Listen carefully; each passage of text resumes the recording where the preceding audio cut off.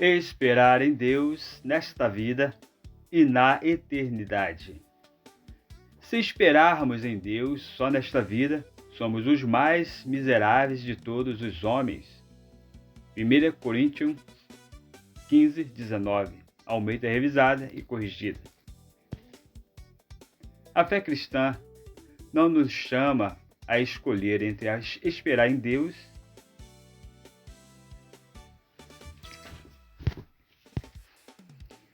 esperar em Deus nesta vida e na eternidade.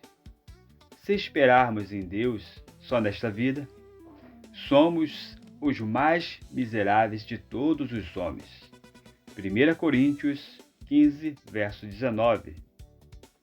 Almeida revisada e corrigida. A fé cristã não nos chama a escolher entre esperar em Deus nesta vida ou na vida vindoura. Ela nos ensina a viver esta vida com Deus enquanto esperamos aquilo que Ele preparou para a eternidade. O que você está esperando? Quero começar com uma pergunta. O que você espera que Deus faça por você nesta vida? Uma porta de emprego? Uma empresa próspera? Uma cura? Uma família estruturada?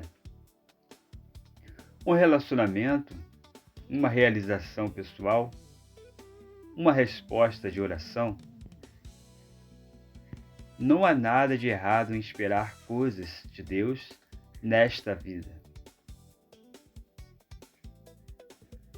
O problema começa quando reduzimos Deus às coisas que Ele pode nos dar nesta vida. Paulo faz uma declaração muito forte em 1 Coríntios 15, verso 19.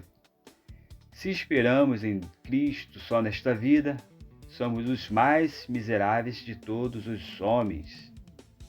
Observe a palavra só. Paulo não está dizendo, é errado esperar em Cristo nesta vida. Ele está dizendo, se a nossa esperança termina nesta vida, nossa fé perdeu sua dimensão eterna.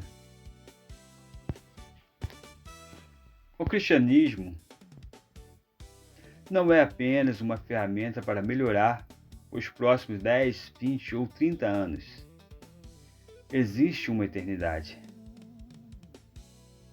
E quando compreendemos isso, nossa maneira de trabalhar, investir, construir, servir, prosperar e viver muda completamente. Não precisamos de uma dualidade.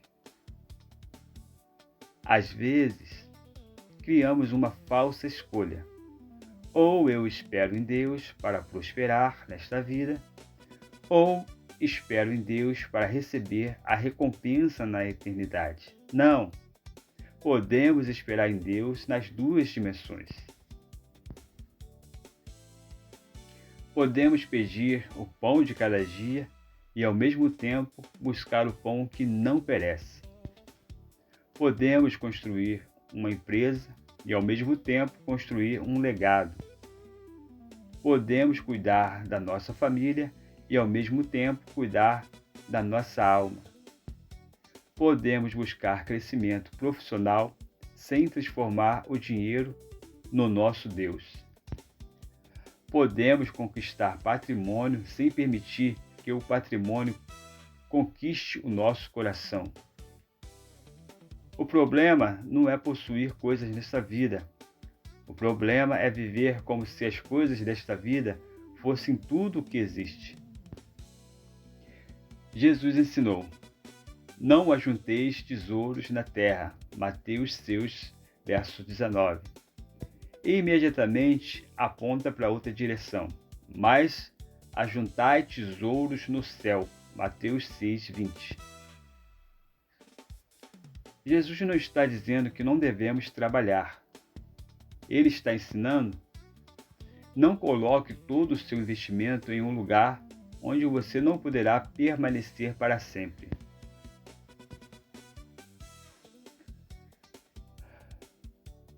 A verdadeira felicidade não pode terminar no túmulo. Imagine alguém que passou a vida inteira construiu patrimônio, construiu negócios, construiu uma carreira, construiu uma reputação, construiu uma casa, construiu uma audiência, mas nunca construiu uma vida com Deus.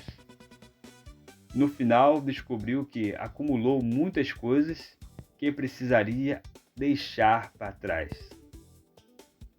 Essa pessoa pode ter sido bem-sucedida aos olhos do mundo e ainda assim ter perdido a compreensão daquilo que é eterno. Porque existe uma pergunta que nenhum patrimônio consegue responder. O que acontece depois que tudo isso acaba? O dinheiro pode comprar conforto, mas não compra eternidade. A tecnologia pode prolongar possibilidades, mas não elimina a morte. A influência pode fazer milhares ouvirem a sua voz, mas não pode responder pelo destino da alma. A medicina pode cuidar do corpo, mas não pode transformar a morte em inexistente. É por isso que precisamos de uma esperança que ultrapasse esta vida. A vida presente é importante, mas não é definitiva.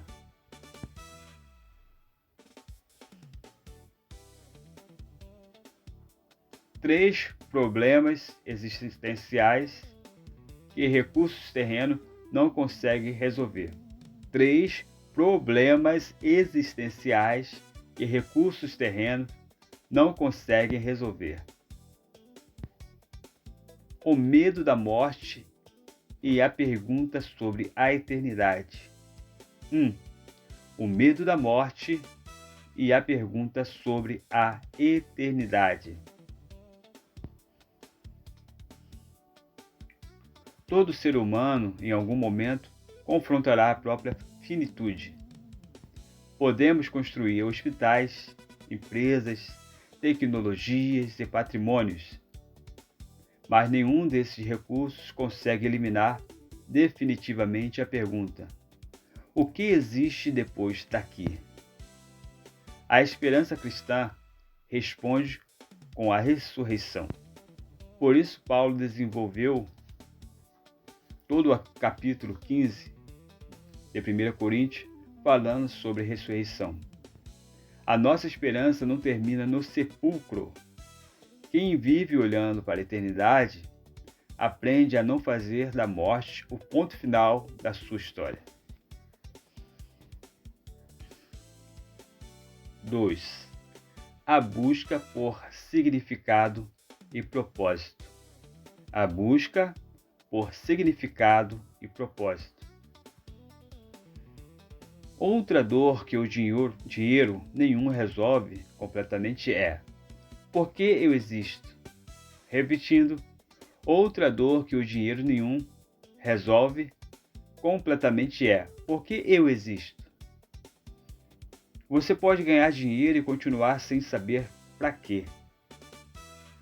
Pode ter audiência e continuar se sentindo vazio. Pode alcançar reconhecimento e ainda perguntar: é só isso? A eternidade reposiciona o propósito. Você deixa de perguntar somente: quanto eu posso ganhar? E começa a perguntar: quanto eu posso servir? Deixa de perguntar: quanto posso acumular? E começa a perguntar: o que posso deixar? Deixa de perguntar somente: como posso crescer? E começa a perguntar: quem pode crescer porque eu existi? Isso é propósito. 3. A necessidade de algo incorruptível. Tudo nesta vida está sujeito à deterioração. Dinheiro pode desaparecer, empresas podem quebrar, tecnologias ficam ultrapassadas, corpos envelhecem, fama passa, tendências mudam, até grandes patrimônios podem desaparecer em poucas gerações. Mas Jesus fala de um tesouro que não pode ser destruído, o tesouro incorruptível. Por isso Pedro fala de uma herança incorruptível, incontaminável e que não se pode murchar, guardada nos céus para vocês. 1 Pedro 1, 4. 1 Pedro, verso 1 ao 4. 1 Pedro, capítulo 1, verso 4. Existe algo que podemos investir que não perde valor com o tempo. Aquilo que fazemos para Deus e para o seu reino. 5. Esperar em Deus é viver de outra maneira. Esperar em Deus é viver de outra maneira. Esperar em Deus, além dessa vida, não significa abandonar esta vida. Significa colocá-la no lugar correto. É trabalhar, mas não ser escravo do trabalho. É prosperar, mas não ser governado pelo dinheiro. É construir negócios, mas não vender a alma por eles. É conquistar influência, mas colocá-la a serviço de algo maior. É ter patrimônio, mas também construir legado. É desenvolver autoridade, mas usar essa autoridade para servir. É ter audiência, mas compreender que pessoas não são números. É administrar recursos terrenos, sabendo que somos apenas administradores. E isso muda, inclusive, nossa relação com o reino. Quando entendemos a eternidade, começamos a investir tempo em oração, recursos em pessoas, dinheiro em causas, conhecimento em discípulos, influência em princípios, energia em propósitos e vida naquilo que permanece. Porque existe uma diferença entre ter uma vida grande e ter uma vida que significa alguma coisa.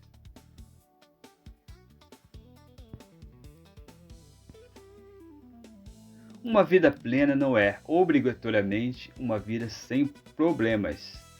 6. Uma vida plena não é obrigatoriamente uma vida sem problemas. É importante fazer uma distinção. Eu não estou dizendo que para ter uma vida plena, você precisa necessariamente receber tudo aquilo que deseja nesta vida.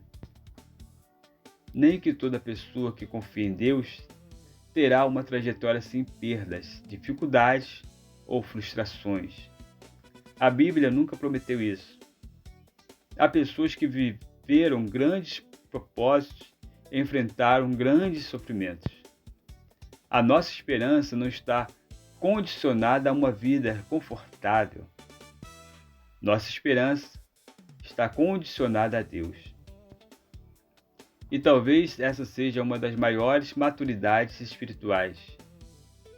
Continuar confiando em Deus quando a realidade presente não corresponde às nossas expectativas.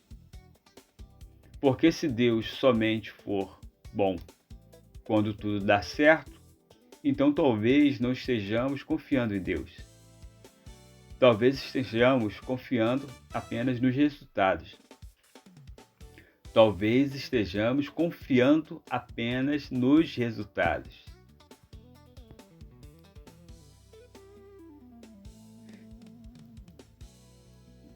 Quero fazer uma dinâmica final contigo. A mala da eternidade. Agora vamos fazer uma visualização. Imagine que você está prestes a fazer uma viagem. Você sabe que vai para um lugar onde permanecerá para sempre. Alguém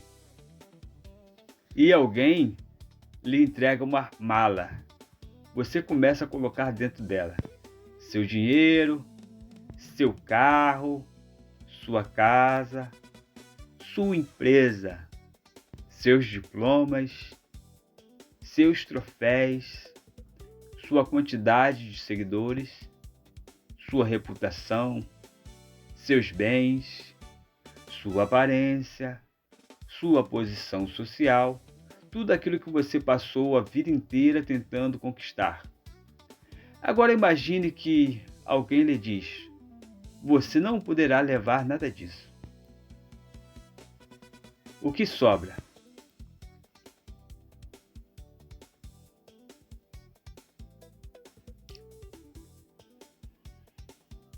Talvez você perceba que passou anos acumulando coisas que não poderiam atravessar a fronteira da eternidade. Então vem a segunda pergunta: o que da sua vida pode atravessar esta fronteira?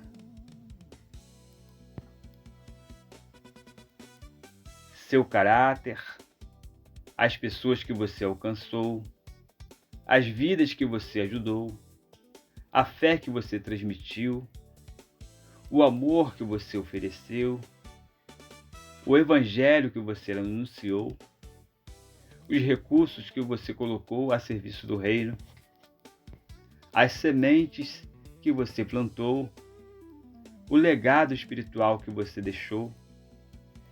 É aqui que nossa perspectiva muda. Conclusão: não viva apenas para o que termina. Não viva apenas para o que termina. Talvez hoje Deus não esteja dizendo para você abandonar seus sonhos. Talvez Ele esteja dizendo: não transforme seus sonhos terrenos na sua esperança eterna. Trabalhe, construa, empreenda, estude, prospere, cuide da família, faça planos, tenha sonhos, mas coloque tudo isso debaixo de algo maior, o reino de Deus. Porque o patrimônio que você constrói nesta terra pode ser deixado para alguém, mas o patrimônio invisível que você constrói na eternidade revela quem você realmente decidiu ser. E talvez a grande pergunta da vida não seja, né? Quanto eu consegui acumular?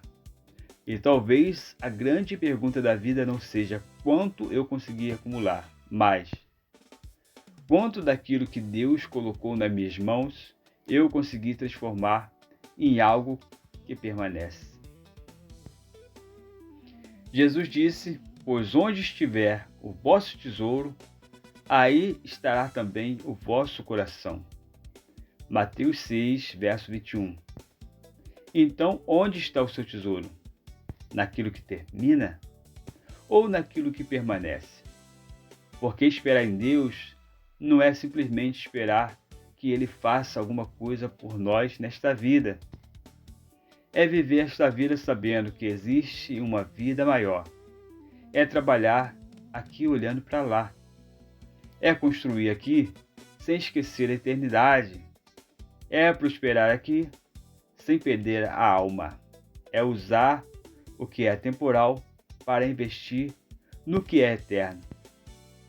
E quando Cristo é a nossa esperança, podemos dizer: Senhor, eu quero viver plenamente nesta vida, mas não quero perder a eternidade por causa dela. Essa é a verdadeira esperança.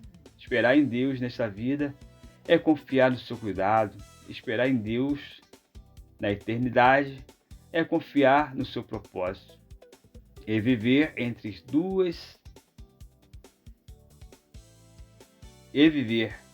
duas é descobrir o verdadeiro sentido de uma vida com Deus.